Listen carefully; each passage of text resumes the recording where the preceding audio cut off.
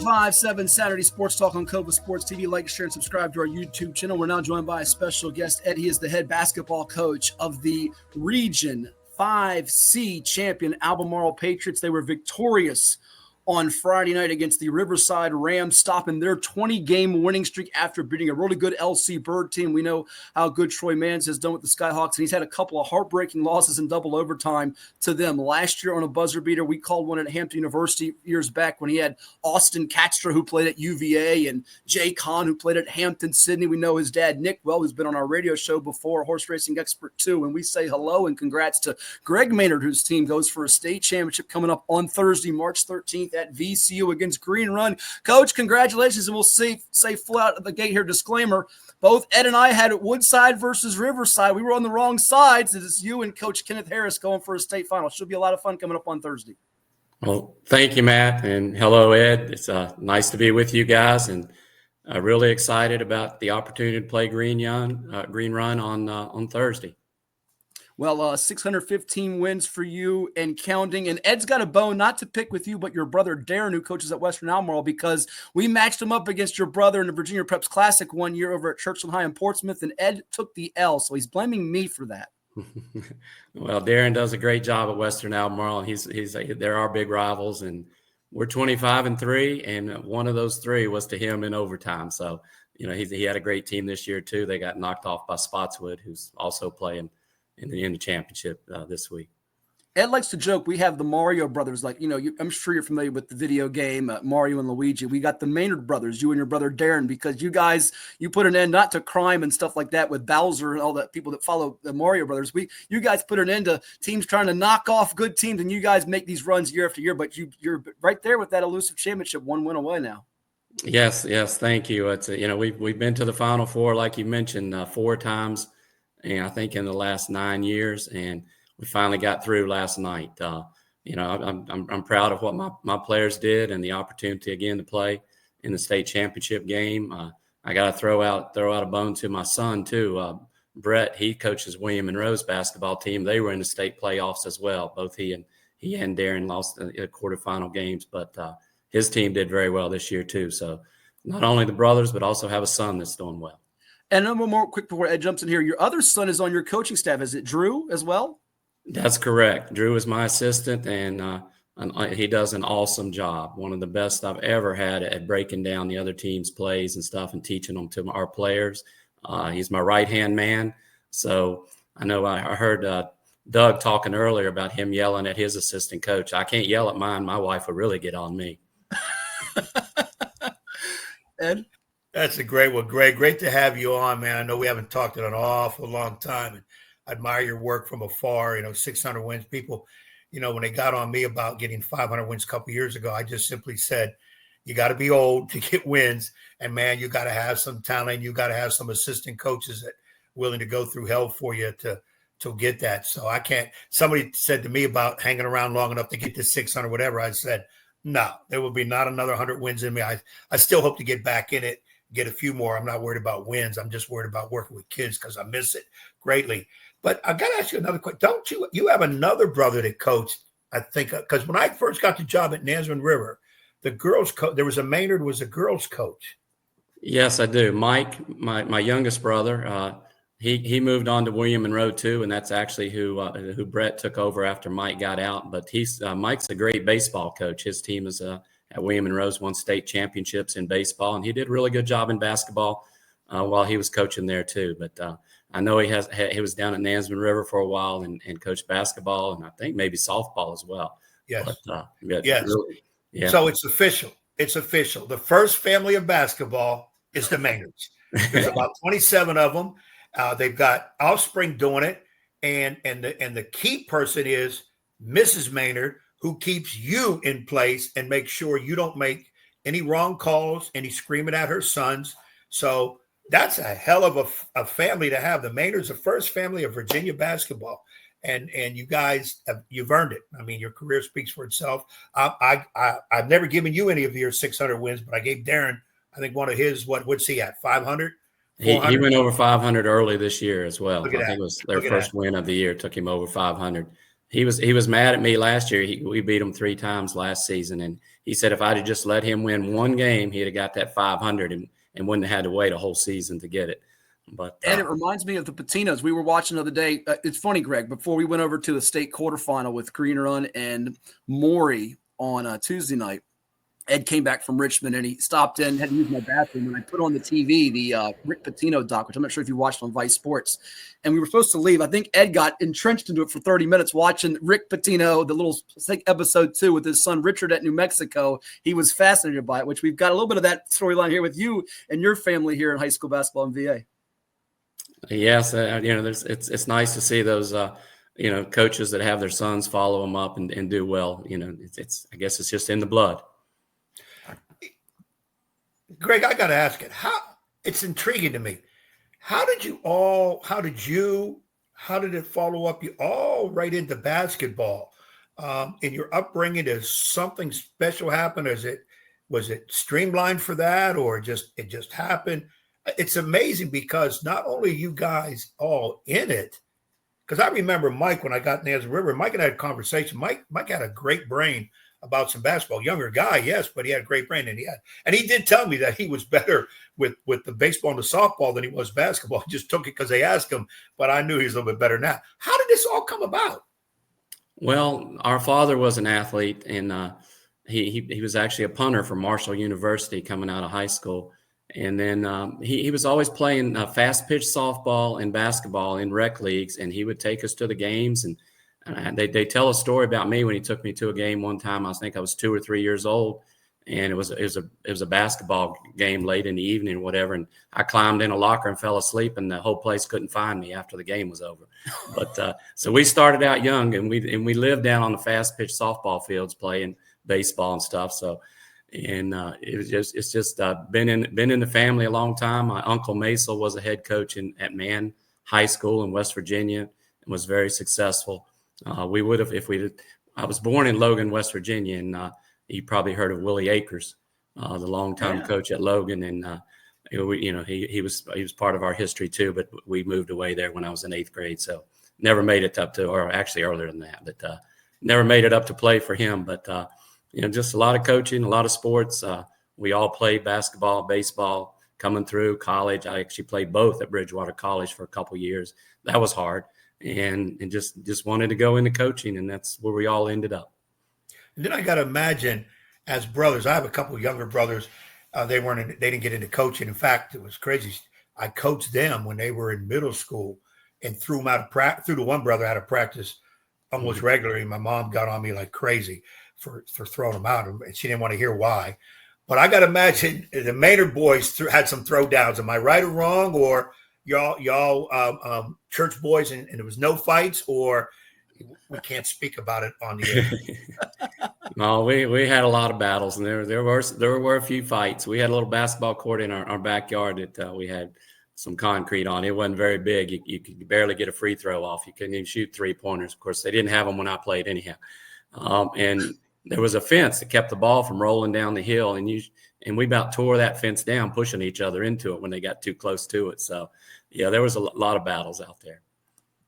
I can imagine, boy. I can imagine. You can't really put them all on out here, but I guess Mr. and Mrs. Maynard had to whoop some butts here and there to make sure to put the boys in place. But you guys have come a long way. That's a hell of a family tradition with so many wins. But I know we got to get into what's coming up. But before we do that, because I'm not familiar with it, I admit I did pick Woodside, and Matt got me interested in Riverside. You and me both. I mean, 2 really good teams. Yeah. And stupid me didn't look at who's coaching, so I messed up on those. But give us some insight on your kids that we're going to come and see this week. People will be able to see. Let's talk about some of your kids. Sure. I'd be happy to. But before I do that, I want to congratulate Coach Harris and Green Run on their great win against Woodside. They knocked off a team that's been the state champs for 2 straight years and has a big man going to VCU. So we're going to have our hands full. But I've got a very balanced team. My point guard had a great game last night, Isaiah Harris. He was Player of the Year in the Jefferson District. Sometimes he can just take over games. He's extremely quick. can shoot it, can score at all levels. He can shoot it. He makes these free throws. He can take it to the hole. He had 2 big dunks in the game last night. But he's not my only weapon. I've got a wing player, Mekhi Ragland, who actually leads our team in scoring average, a little over 13 a game. All these guys are right on that 13 average. He's a slasher. He can shoot the threes. Real good athlete. And then I have a big man inside, Marjalen Jackson, about 6'5", 6'6", that he can take up a lot of room. He's got a great touch.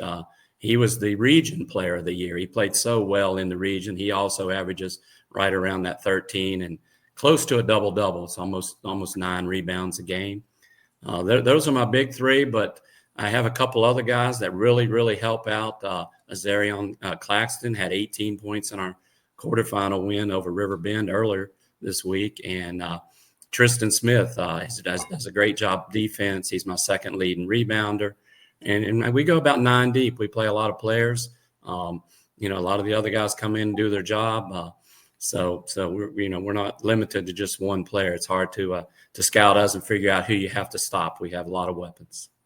We're chatting with Greg Maynard. He's the veteran head basketball coach of the Albemarle Patriots, who will be taking on the Green Run Stallions coming up on Thursday, March the 13th at 2:30 at VCU. The state tournament begins on Thursday with the girls matchup with Princess Anne going for its 15th state championship as they take on William Fleming. And then the boys matchup in Class 5 features Green Run and Albemarle. The Patriots ending Riverside's 20-game winning streak in the state semis after ousting LC Bird in the state quarterfinals, the team that ended their season a year ago on a buzzer beater in the state semis. It is 757 Saturday Sports Talk here on Cova Sports TV. And Coach, you hit on a little bit with Coach Young there, some of these key guys for you.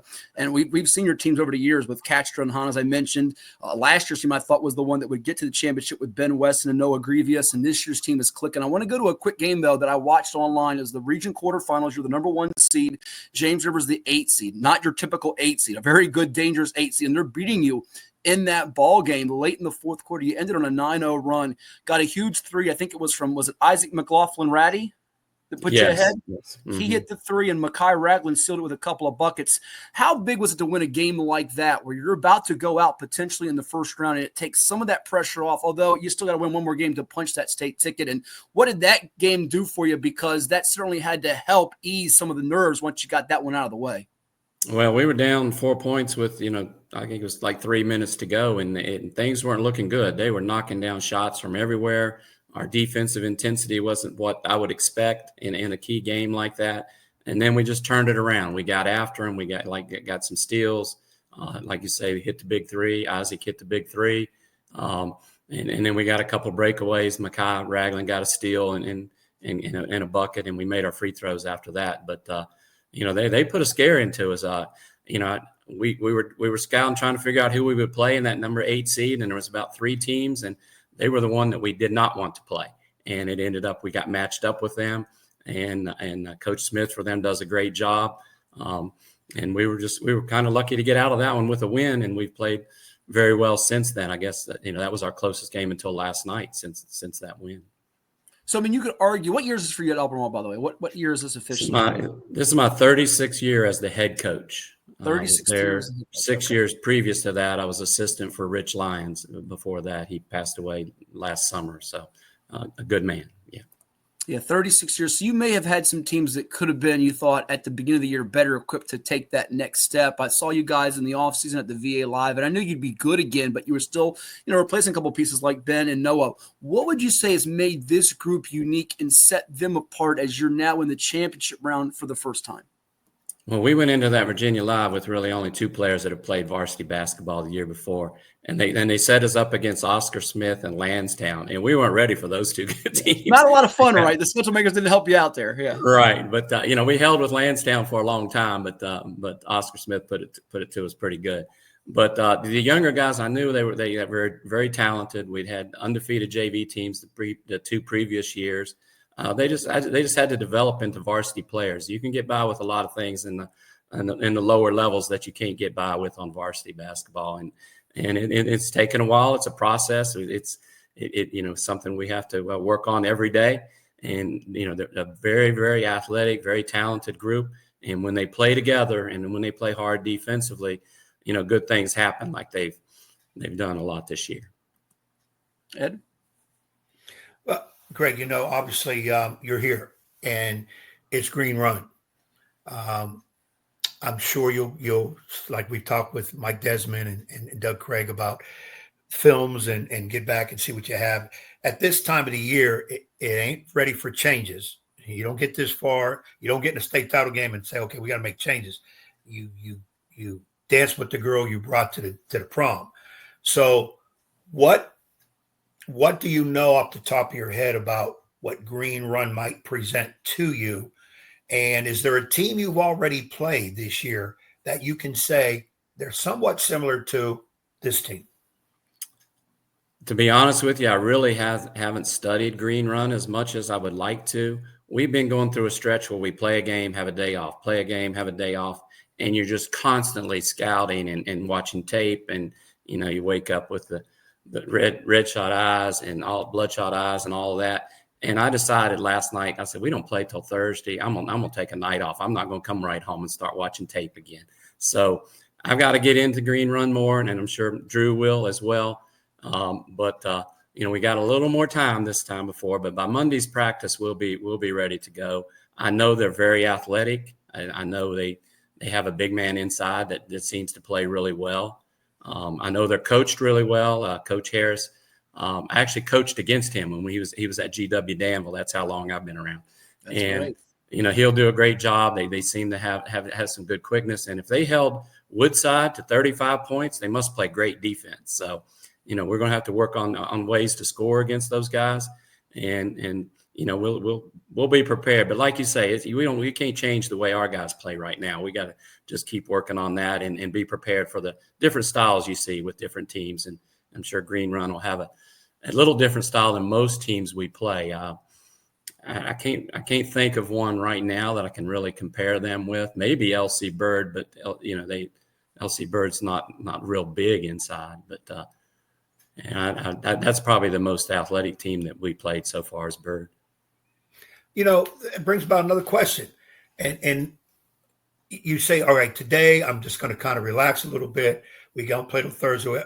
Plus, you're going to put some work on your assistants, which is the way to do it. See, us veteran old guys know it. Doug and Mike, the two guys are watching film like crazy. Now, Doug got in late after his wife got on him for yelling at assistant. He had to do some extra house duties. So he'll watch film. Me, I'm watching cartoons. It's Saturday. I ain't got to worry about film anybody. But take us through what you will do. More than likely, I don't know if you're going to do anything on tomorrow, Sunday, but going right up to Thursday in terms of getting your squad ready, behind the scenes of the Albemarle coaching staff as to getting your squad ready for state championship game. Well, Drew and myself both will watch a lot of their games, as many as we can find, and try to break them down. And then we'll plan our game plan, and then we'll set up our practices according to what we need to work on, to execute that game plan. And again, it's kind of a relief to have 3 days to do that, Monday, Tuesday, and Wednesday, as compared to what we've been going through with. Well, we did have 2 days before the Riverside, but all last week we played Monday, Wednesday, and Friday in the regionals, and it's just such a rush to get all that done. And I got to be completely honest, I did watch a little bit of them this morning. So I took last night off, but I got this morning I had to get a game on just to get a feel of what, the little bit that I told you there. So it'll be a work in progress leading to Monday's practice. Okay, now you get into practice during the week, and I do know as coaches sometimes how we gear our team early in the year, a lot of skill work, a lot of conditioning work, and then as you get into league play or games, you got to get into scouting reports, what the other team does. So, and those practice early might be 2.5 hours, whatever. And now we get to the end of the year where we cut things down, try to save legs a little bit. How do you mesh your practices? Like, what will you do in practice? Is it strictly Green Run, or do you do some of your stuff? Is there any drill sessions going on? How do you structure your late practices now this coming week? Well, it'll definitely be a balance of working on Albemarle basketball, which is number one priority, and then also getting in some of the things that we need to do to be successful against Green Run. It won't be all Green Run, that's for sure. We've cut practice down to, hour and 45 minutes or so at this time of the year. we haven't had a Saturday off in a long, long time. So I told them, I want you to see you Monday with fresh legs and ready to go, and, giving them 2 days off here. So, it'll be a combination of the drills that we normally do, our progression throughout the season, all of them a little bit shorter nowadays, than they were at the beginning. And then also our team play and our scouting report as well. It's Greg Maynard, the head basketball coach of the Albemarle Patriots, going for that first state championship when he's got 615 career victories, a Region 5C crown in the title game. And I told this to Ed, and I do sincerely mean this, Coach. Not every matchup do we feel like we've got two quality people that run their programs the right way, but we definitely feel that way with you and Green running this matchup, and we'll have a lot of joy for whoever wins. It certainly is always sadness for whoever ends up runner-up in any of these championship games, but it should be a lot of fun coming up on Thursday, and we're privileged to be on the broadcast coverage with it on the NFHS network. So if you can't make it to the Siegel Center to support on and root on either Albemarle or Green Run or just whoever's playing in the building, you can watch it with us on the NFHS network. Always a pleasure, my friend, and we look forward to it. Safe travels, and we'll see you on Thursday. Thank you very much for having me on, and I'm looking forward to it as well. We'll see you up there, Greg. Good luck to you. Thank you. And it's Coach Greg Maynard with us here on 757 Saturday Sports Talk. Albemarle going for some history coming up on Thursday at VCU in Richmond. Stick around. You'll hear from Green Run Coach Kenneth Harris and Cash Jackson after last night's win